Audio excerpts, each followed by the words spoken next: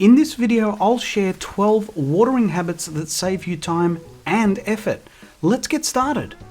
The first habit is adjusting your camera angle. In case you didn't know, you can use the right Joy-Con stick to change the camera angle from flat, middle, which is the view normally when you're walking around, and high. I use the high one as I feel it gives me the best perspective to watch for the results. That leads me to habit number 2, which is watch for the drips.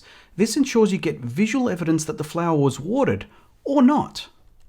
This next one I see all the time, and it's an easy habit to correct, and that's alignment.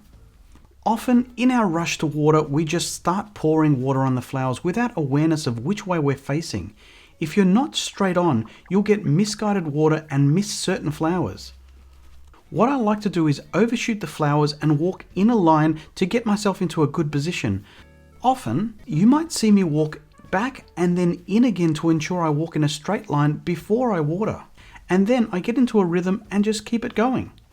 Sometimes, to ensure I'm facing directly down, I put away my can and then equip it again.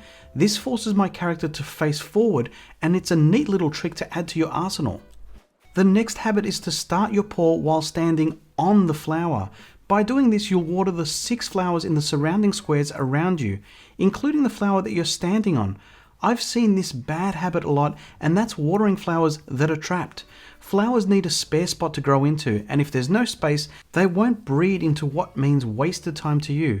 Ask yourself, are there any spare spots near these flowers that I'm watering? And if not, skip that batch of flowers. On the back of that habit, in a couple of recent breeding experiments, I had some visitors around to water my flowers which congested in the middle but spare spaces to the edge. This is a great opportunity to explain, just like the packed flowers in the previous tips won't breed, in situations like this, you should water the outer flowers that have space to grow into.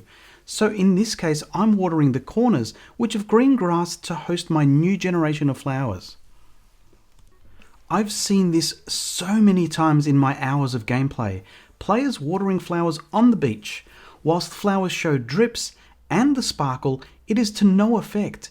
In case you didn't know, flowers planted on the beach are frozen in time.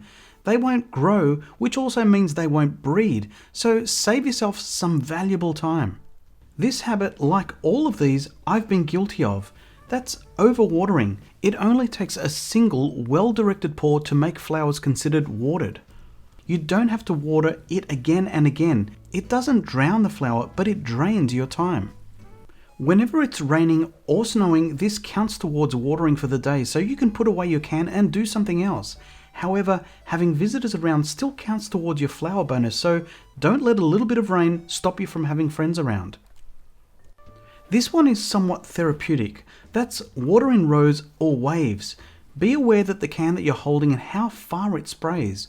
Golden cans water 3 rows, whereas regular cans can only water 2 rows at a time. I adjust my stops and start depending on the can that I use. Watching the drips is my gauge of where my next stop is. This last one's a doozy. Just as I watch for the drips, I also watch for the sparkle. The sparkle is relative to the perspective of the pourer. In this case, the host can see the overall sparkle of their island, whereas the visitor can only see sparkles of what they've watered. If we look at that again from the perspective of the 5th visitor on the island, little do they know that their pour will give them the sparkle of proof that they've done their bit, but the host sees the awesome 5 visitor golden sparkle. It's so good. Now you're ready to put these watering habits to use and get breeding those rare flowers you haven't managed yet. Check the playlist on screen to get you there. Oh, hey AG Nation!